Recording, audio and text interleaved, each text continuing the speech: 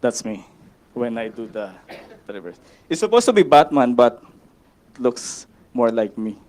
Anyway, and when we talk of malware, when we talk of malware, there are different kinds like POS. Earlier, we have the ATM malware, script, macro, viruses, infects, and then worm, botnet, and so on and so forth, and ransomware. And then we're talking about a BIRLAC, which is virus and at the same time a ransomware.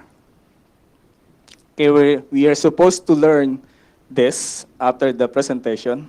If you don't learn anything, then I fail. So we're going to look at some of the visible signs. How do you do the reversing for this malware? And then we'll try to, because it is the file that you're going to analyze is already an infected file. You will never get the original file. So the infected file, usually you need to get your host file. For example, you have an important executable programs, and then you only have one copy, and then it is infected. Okay, your goal is to get that file out of the infected version. And then we're going to look into the on-demand polymorphic algorithm. We'll discuss that later. And then also it has the metamorphic engine, and I'll show you how the created metamorphic algorithm is generated. When we talk of BIRLAC, when we talk of file infector, of course it needs the host file.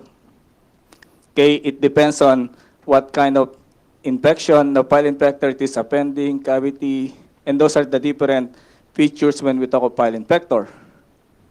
When we talk of ransomware, as I discussed earlier, normally if you want to pay, you usually use the bitcoins. Otherwise, people or the malware can be traced when you don't pay with bitcoins. There are actually some machine that you can convert your money.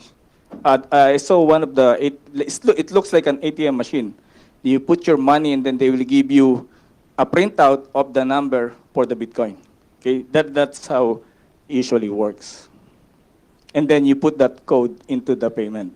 And BIRLAC is a combination. It is a ransomware, file infector, on-demand, uses on-demand, polymorphic, metamorphic, and of course it locks your screen. As a ransomware, normally when you're infected with a ransomware, you will know. Okay, unlike other malware, okay, you don't know that you're already infected. For example, banking Trojan, it is already getting your money, but you're already infected and you didn't know. But for ransomware, it always has something because it tells you that you need something to pay. You need to pay something for the ransom, something like that. When you see something like that, and when you click, and you see this, okay, because I ran the malware when I was in Canada, okay, of course, I came from Canada. I just flew over here, okay, just to do this, to show this page. And if you run this malware, I'm not going to give you the malware, and then probably it will show you the Switzerland flag and everything. And then probably that 250 will be changed to 250 francs. Do you call it francs, your money? And then something like that. And then you have to pay it, and then you will put the code in this area. The number, that is the Bitcoin number that you have to pay. The good thing with some malware, they teach you some stuff. So you don't be scared. Usually they give you information. What is Bitcoin? If you don't know about anything about Bitcoin, it tells you what is Bitcoin. It explains everything. And then if you don't know where to get Bitcoins, it gives you the location where to. It is normally in Canada. This one, it depends on where you are in Canada. It gives you a list. Usually the ransomware authors are nice enough to give you those information. And actually, there's actually one ATM in Vancouver. I didn't see it, but the one that I saw is the one in Seattle, USA. I saw the machine. The only thing is, I want to buy to do some demo. The thing is, they need my driver's license just to prove that I'm buying the Bitcoin. So I didn't do it. Anyway, and then of course you cannot access anything because you already locked. You can only do the notepad save, and then that's it. You cannot do anything about it if you're already infected, unless you have to pay. That is the visible symptoms. Okay?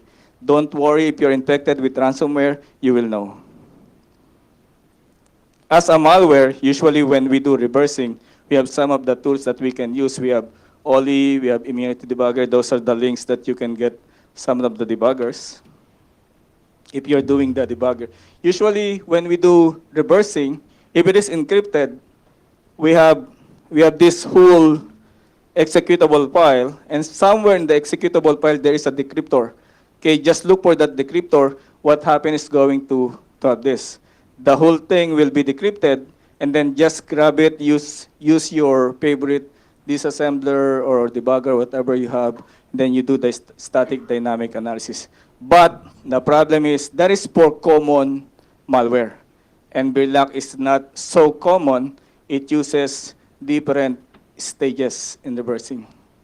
Okay, if you want to reverse Birlock, okay, if you get the infected code, you only have two sections, the text section and the resource section. Okay, the thing is, within that text section, the small part at the end of the code of the executable file is the metamorphic algorithm. When you run that metamorphic algorithm, you're going to have a decoded bytes here, which is responsible to decode the main functions. Once you get the main functions, that is the stages when you're trying to, if you got Birlock and then you want to play with it, this is how you play Birlock. Once you run the main function, it will give you different sub-functions, which is polymorphic. Okay, I call it on-demand polymorphic because, for example, it uses one function. What it's going to do is it's going to decrypt this one with a key, and then it encrypts it back with another key. That means every time you use a different function, it gives you a different information. So every time your memory, even your memory copy of the malware is different. That means you cannot apply the common reversing that you can just grab the decrypted version. Okay? And the last part, of course, you want to get your original file, which is on this part. Okay? Once you did all the decryption and everything, you can get the host file. Okay, actually the malware, in some instances, it will drop the host file. Just grab it at the time it was dropped, and then there you go. Your sample is saved. But if you happen to have at least a backup of your system, I think the backup is much better than trying to do this, unless you want to play. Okay? Let's talk about Birlock as a file infector. Okay, normally, it depends on how we clean the file infectors, the infected files.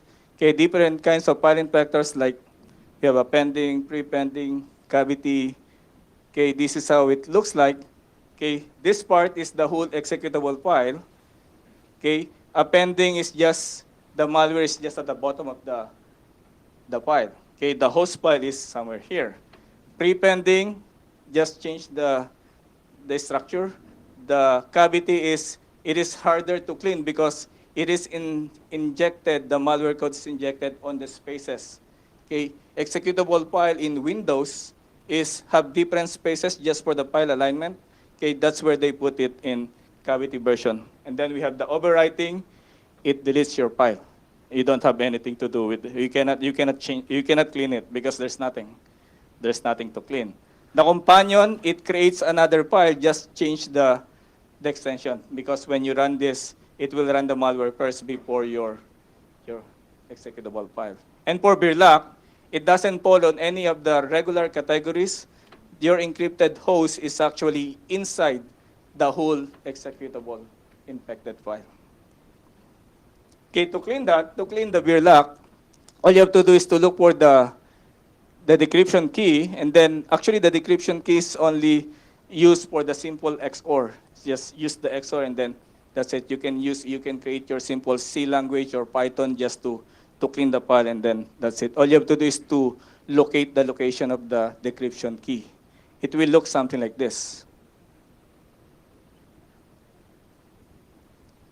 like that. So this is, look for this code in the malware, in Birlock, and then look at this one. This is the same set of binaries, same address, look at this address. That means this particular part is actually the decrypted version. Okay, within the malware, within this particular small malware code, we can see that initial key. You can use that initial key. Okay, use for the decryption using XOR. This is actually the XOR part. Okay, simple XOR. You can use a simple Python script for that. And then somewhere in the particular code, it reads the next 4 bytes, the next keyword, and then the resulting value should be the decrypted host. The decrypted host will look something like this. Okay, this is the same set of bytes. After running this, this one will be given to you. Okay, look at the address of this particular binaries. It's the same, right? For this one, this is the file name of your host file, and this is the start of the executable. Then from that point on, you can just cut and paste on all the codes that is already decrypted. Okay, there's nothing special there. All you have to do is to locate the beginning, which is the MZ, okay, and then locate the end of that particular file, and you're done. You just copy it to the file. That is how you clean the infected Birlock example. And normally there's the decryption key. I call Birlock is as using on-demand polymorphic because of that. The way it uses it is something like this. It uses the decryptor to decrypt the block of code as shown earlier too, okay? Something like this. It uses some of the garbage code and some redundancy check. Still, the decryption is simple XOR. Locate this set of codes, ignore these ones. Okay, that's what we call the garbage code. They just put them there so that it will take you time to look for or to read the information, to look for the actual relevant information. And then after getting that, you will actually generate, okay, an EAX value, which is the key. That is only for the key generation. And then afterwards, okay, it will try to decrypt that particular functions that you need. Okay, number of bytes, actual key. See, it doesn't do anything about on the red area here. Those are the garbage code. And this area is just the complete XOR decryptor.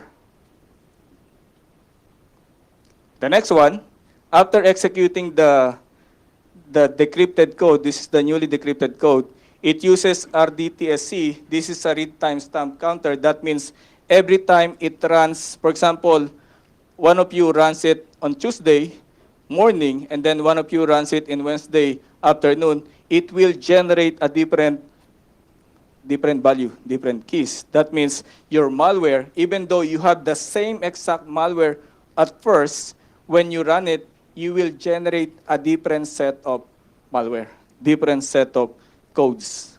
Okay, that's why it's called on-demand polymorphic. This is how it really looks like. It's also doing the same thing. It uses the XOR and then uses a decryptor. Okay, but if you're going to look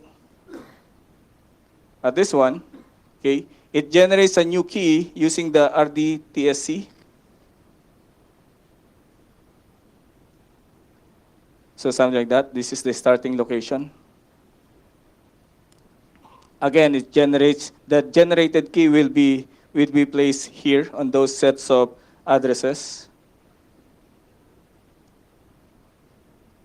Okay, look at this. This is the decryption, or this is the decrypted code, okay? And this is the original key.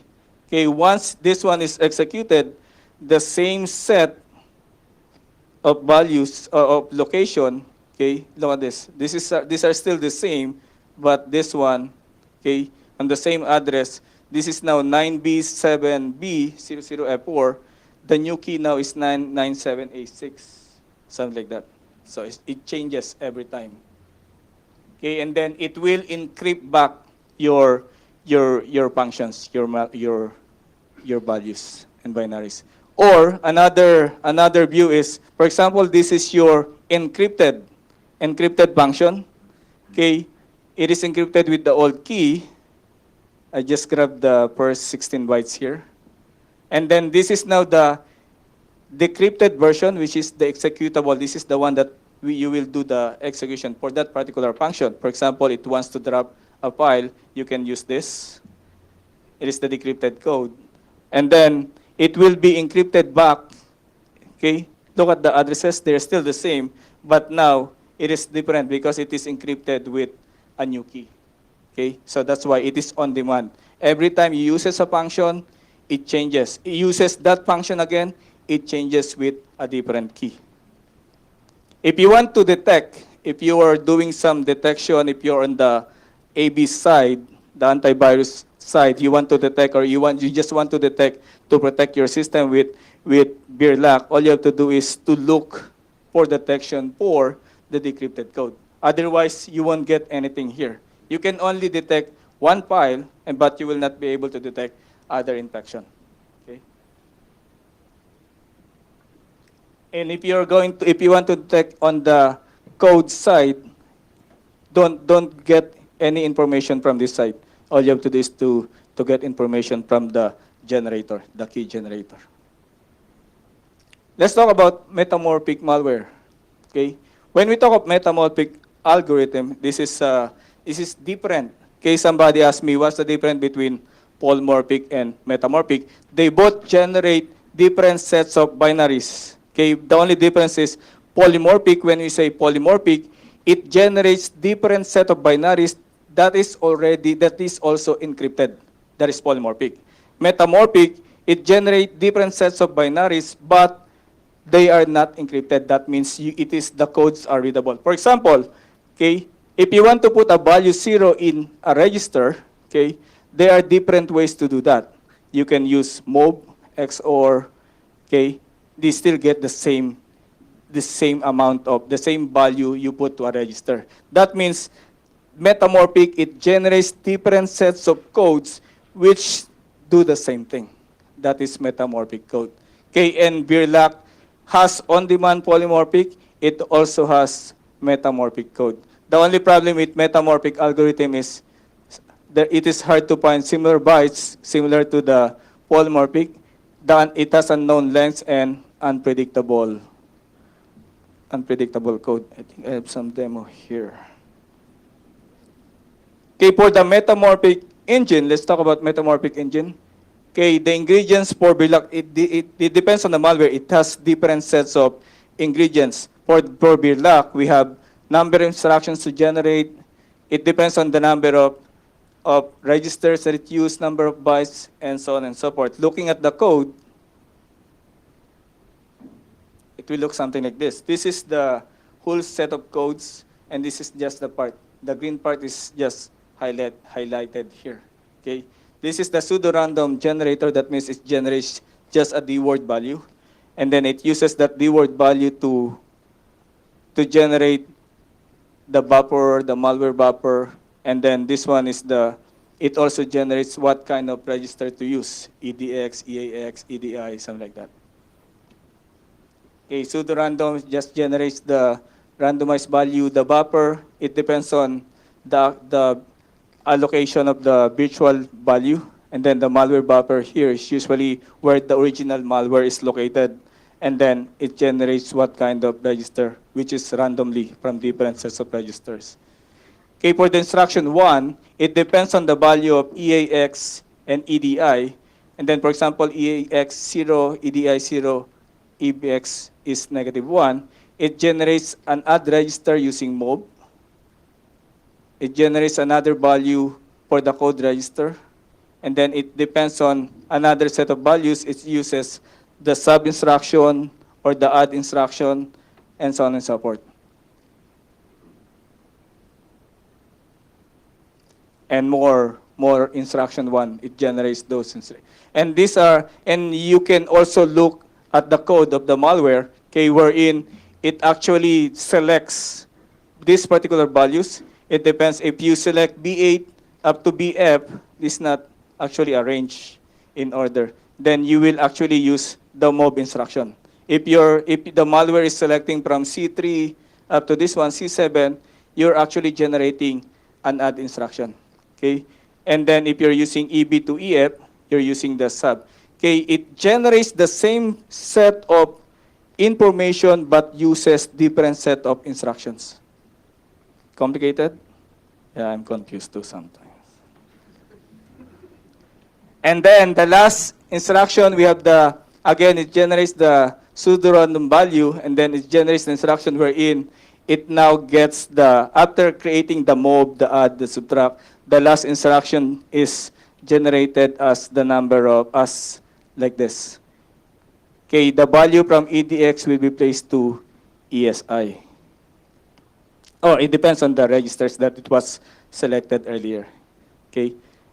Oh, there's a video demo here.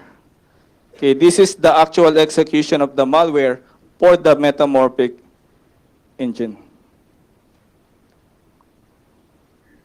That is, I'm using only DBG. It uses the RDTSC. Okay, then it just creates it calls the random value. It just creates a 4-byte. Okay, and then after generating the 4-byte, it will be used to create the first instruction. Focusing on that, the first instruction is move EDX and then the randomly generated value. And then another instruction is generated using, it gets a pseudo-random value. That's the execution of that. And then another move instruction, which is the ESI. Okay, actually this one is the buffer. And then this is the malware buffer wherein the original malware is located. Oh, what happened? No. Not done yet. I pressed the wrong malware. Just wait up to the...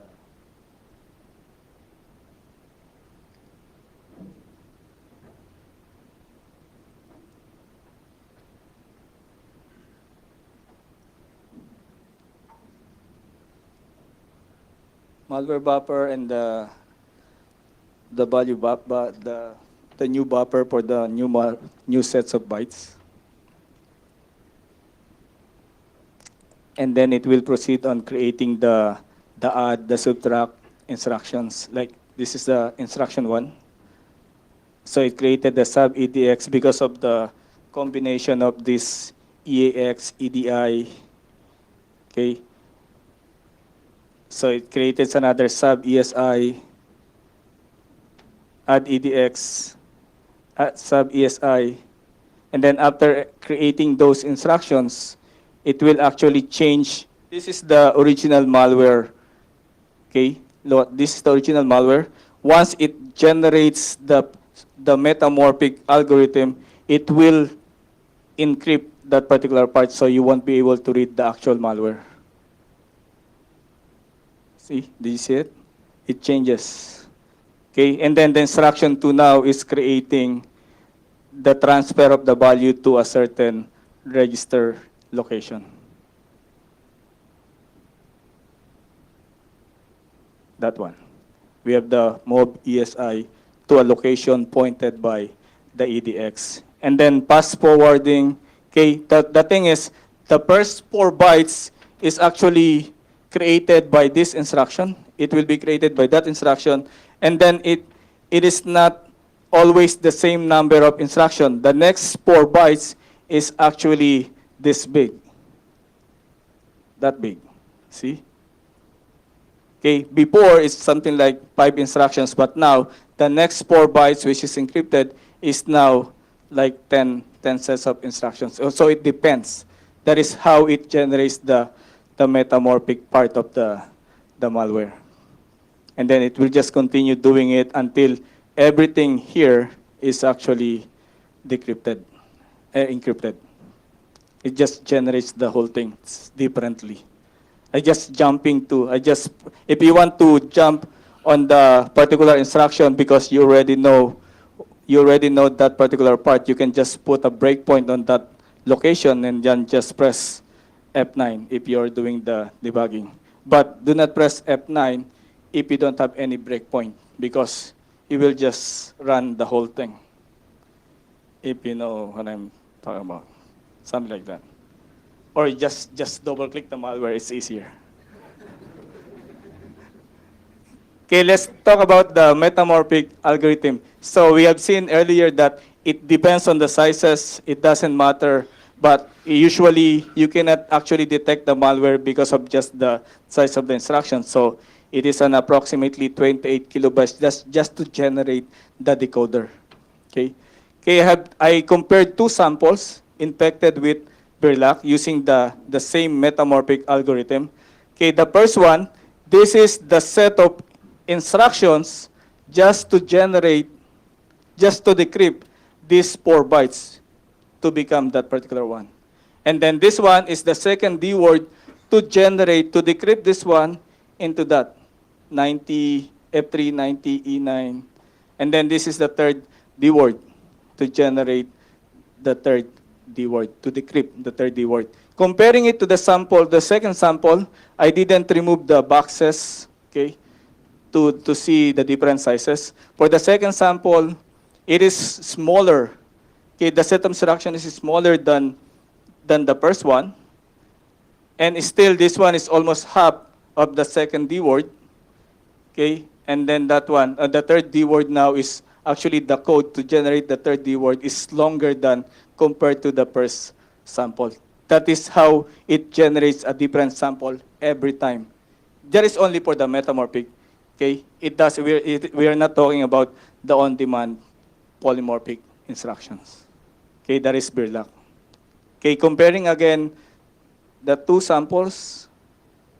Okay, this is for the first D word. It generates the same set of D words. Sample 1, sample 2, sample 1, sample 2, MOV EDX, MOV ESI, EBX, ECX. Okay, if you want to create detection for this part, okay, you don't get detection from these codes, from these binaries. You have to try to generate the decrypted value first, and then skip this one because this is a key value. It is randomly generated. Just get the information from MOV EX, NOP, and this one. They are all the same on every sample, okay, if you want to do the detection. Okay, I have another demo for the metamorphic part. But there's always an easier way to detect. Okay, it generates the first D word. See, you can see on that side, running all that instruction to generate the second D word. It will be changed to a readable code.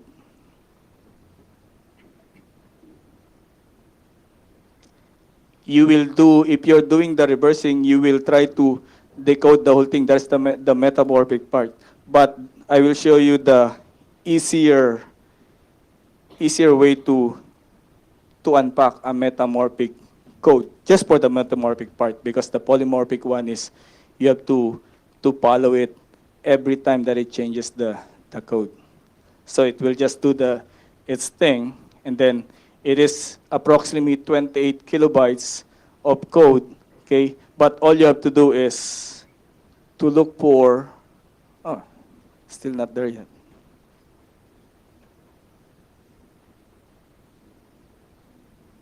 It's almost there. That's what happened when you're doing the reversing. Or sometimes if it is really, really long, you can do the automated decryption, okay, like Control F7, I guess, and then just get some copy and then come back. It's still decrypting. Okay, look at this part. Okay, at the end of every metamorphic, it doesn't just apply to Berlac. For every malware that uses metamorphic code, there is some part that it will jump or call a function. The call EDX is actually, EDX is the location of the very first instruction being decoded. Okay, the call EDX now is, you have to just put a breakpoint on call EDX or any jump going out of the metamorphic code, and then you will actually have, it will actually jump to the decoded part, and then that's it. You already have decrypted the whole thing.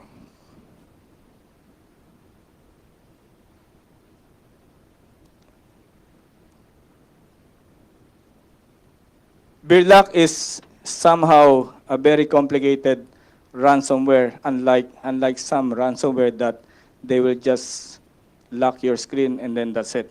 You pay, and but the problem is, it is not very sure that you will get your files back. Okay, so the best defense for ransomware is you should have a backup, but do not create a backup on the same machine, because as we all know, when it will still be encrypted. Or if you try to back up your system and then using the external drive, and then you forgot to remove your external drive, and then the malware comes in, your external drive will be dead again, right? Or the thing is, usually what I do, I hope I'm not infected with a ransomware, is when I do a backup, make sure that you're not yet infected, right? And normally for ransomware, most of the ransomware that I've encountered is when they infect your machine, what happens is it tries to connect to the command and control server to get some key, for your machine. It generates some random values, send it to the command and control server, and then from the server, it will send back something, and then it will tell the malware to, okay, you can now do the infection. You can now do the encryption and everything. Okay? So if you want to create a backup, okay, make sure you're not connected to the internet. At least, if the malware is already there, it cannot connect to the server to get the keys, and then you can do your backup, and then remove the backup if you want to go back to the internet. Okay? It is not a foolproof tip, but of course, you still have to always watch out for your system. Birlock is a complicated malware. It has on-demand polymorphic, metamorphic. It is a file infector. Okay, and the thing is, it is supposed to be a sponsor track. Okay, I have to put something for Fortinet, right? For automated detection, that's what I said, because I said I don't have anything for a sponsor track. Okay, for automated detection, I put the malware, the same malware that we have been analyzing earlier, okay, to our system. Okay, I removed the A/B detection, I removed the cloud query, I removed everything, just pull sandbox execution. And what happened is, okay, from FortiSandbox, it's actually a good product. Is it being recorded? I have to do some work, right? Okay, so this is the information I've got. So I removed the static scan, the A/B scan, the cloud query, and then these are the information. So our FortiSandbox actually analyzes the malware for you. Okay, it actually lessened my work-related job, something like that. Okay, it actually gets those information. It visited some URL, some detected files, and so on and so forth. Okay, and then it will give you some ratings and everything. Okay, if you see some red, that means it is actually a high risk. Okay, and then you can see that this one, okay, it is a medium risk. It highlights the whole thing. Okay, looking at the different behaviors. Okay, some of the suspicious behavior that we can see is, it says virus detected. There's no A/B scanning and everything. It is executable file. These are the high-risk detection. It uses some suspicious IP and so on and so forth. It kind of detect. That's why it's not sure at least, but it knows that it's doing some infection. Okay, it actually drops a lot of different files. Okay, you can actually make BIOS description using our sandbox. So if you want to create your own company, creating BIOS description, just buy Forti Sandbox, and then you can do your memory analysis. And this one, see, it even detects. I removed the suspicious IP. Okay, I blurred it because I don't want you to go to those sites. Okay, it detects some malicious websites. So those are so even though the malware is very complicated, but if you run it in Forti Sandbox, it will be detected. Okay, for reversing, going back to the technical side, okay, just set a breakpoint. If you're analyzing not only Birlock, any malware, okay, if it is using a metamorphic engine, you will feel it that it's using a metamorphic engine because you have different set of samples, but you can read the bytes. You can analyze the bytes without even running it. That means it is a metamorphic algorithm. Just look for something that you can put a breakpoint, okay, and then put a breakpoint, press F9, it will stop there. You will get the decrypted version. You can get the patterns, of course, for the decrypted code already. Do not get from the encrypted or metamorphic one. And then for cleaning, there are actually some registry keys. I was not able to show you, but you just have to clean the registry keys. You just delete it on using regedit and so on. Okay, you can extract the host file. Okay, you can use some scripting, Python, and everything, just to know exactly where to cut. Okay, wait for the decryption and then cut the host file. And then, of course, you have to delete all malicious drop files. And finally, backup is always your first defense. Okay, and I guess that's it. I think we have enough time for some question and answer.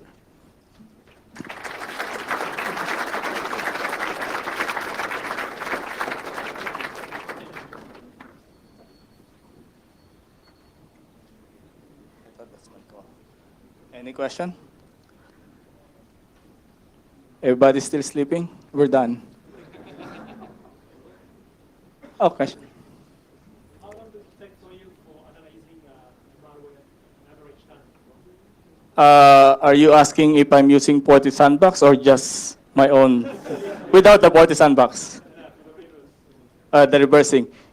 For this one, if I'm not going to do articles or blogs or presentation, it's fairly I will probably be able to create a bias description within half a day. It's already a good description. But if I want to do detailed analysis, because for example, if a customer want me to do some description about a certain malware, for example, like Birlock, I can probably give something without using Forti Sandbox. I can probably give something detailed explanation within probably half day or a whole day, something.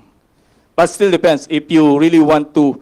But the thing is, for me, when I get a sample and then I did it so fast, then it's probably not very interesting. But if I look at the code and it is interesting enough, then I focus on it. It takes me a while, like 2 weeks, 3 weeks, to really focus on what it's really doing.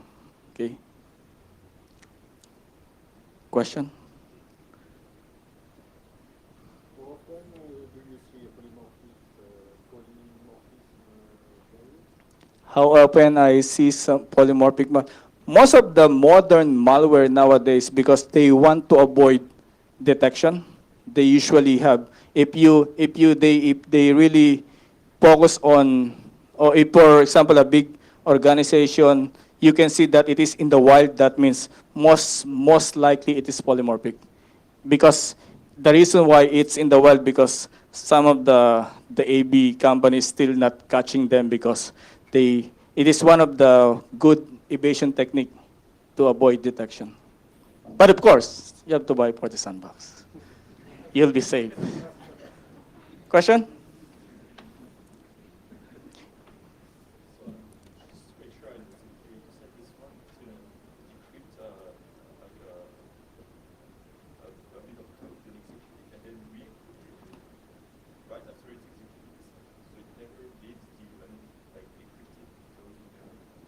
Yeah, that's why I call it the on-demand polymorphic.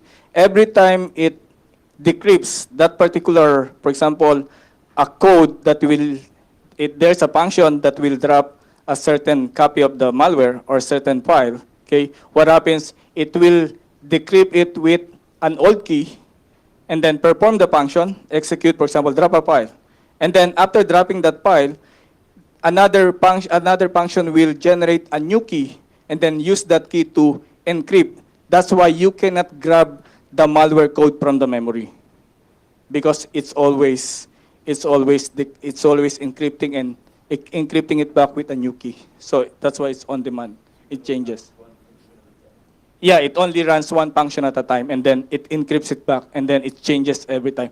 For example, you run the malware, and then you're trying to reverse it. So you stop at one function, you dump the whole process, and then you run another function. Even if you go back to the same function that drops the file, it will be another set of binaries that you will get. It changes every time. Question?